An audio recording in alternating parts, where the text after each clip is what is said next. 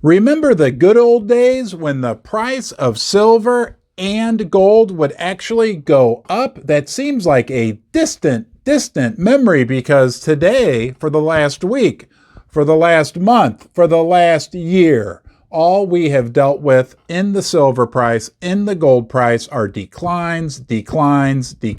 Today, silver touched the $17.50 range. What is going on?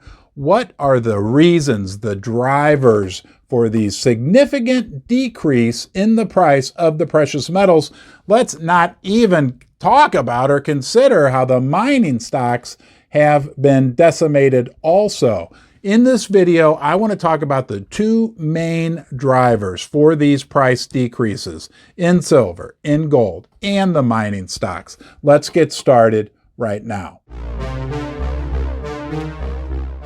Silver's killing us lately. It's getting a double whammy, a double punch. The first punch hitting silver is the fear, and I'll emphasize that word, fear of decreased industrial demand.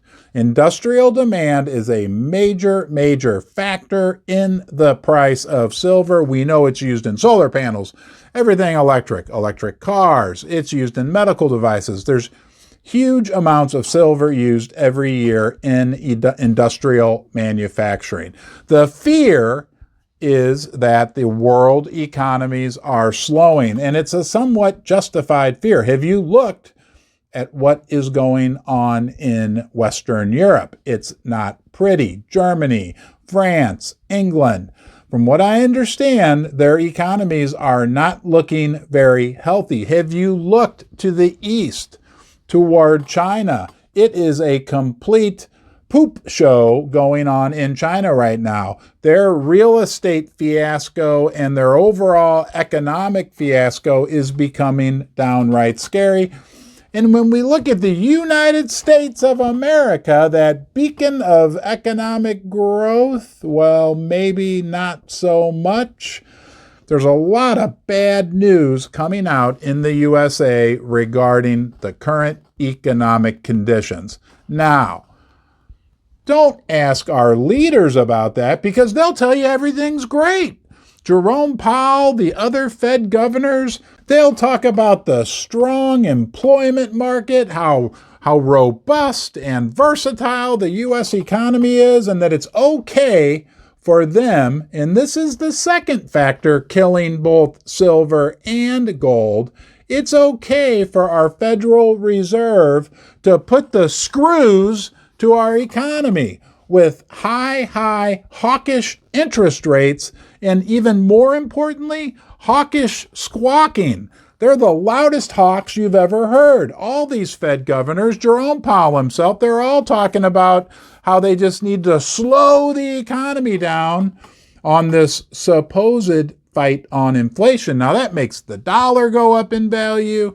That makes the price of gold and silver go down. It also slows our economy, which decreases industrial demand, decreases overall demand for silver and gold. If these metals prices have you down, don't forget, come on down to Ron's Basement. You are always welcome here. I have some camaraderie for you, some empathy. It will be okay. It's important to me that you show up here. I honor the fact that you have given me some of your precious time from wherever you are right now in the world. I appreciate it. If you enjoy my content, please subscribe to my channel, give the video a thumbs up, turn on the bell notifications, leave a comment below so we get to know you and we can learn from you, and you can share this video with anyone you like. Now, I want to talk about some positive factors for gold and silver, but just to review, those are the two big drivers to the recent price decrease in silver and gold.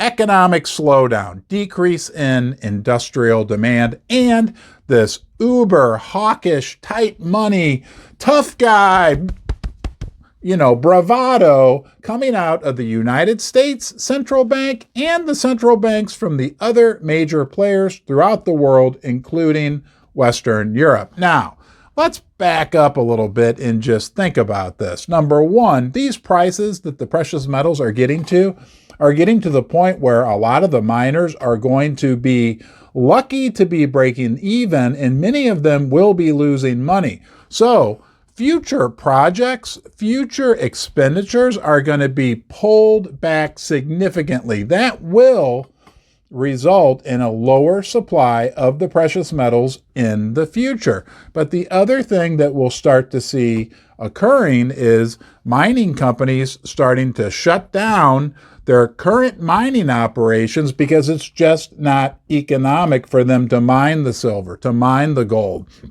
to mine the copper, the platinum, palladium, no matter what we are talking about. And again, that will decrease further the supply of the metals on the market, and a lower supply, eventually, free market forces always win out. Mother Nature always wins. Those free market forces will increase the price of the precious metals. And this lower metals prices has resulted in a decimation of the precious metal mining company stocks. It has been downright ugly. Now, something important to remember. Overall, the mining industry, and for me, the stocks that I own, these companies have very, very low debt.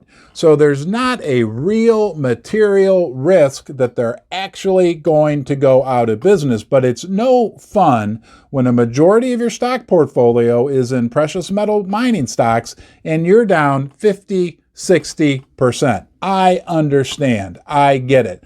But we're just going to have to suffer through this, and in the end, the free market forces will take over, and we will see higher prices for the metals and the precious metal mining stocks. Until then, I'll be here with you every day to help navigate these choppy times, and we will be okay. Until next time, you be okay, and I'll see you soon.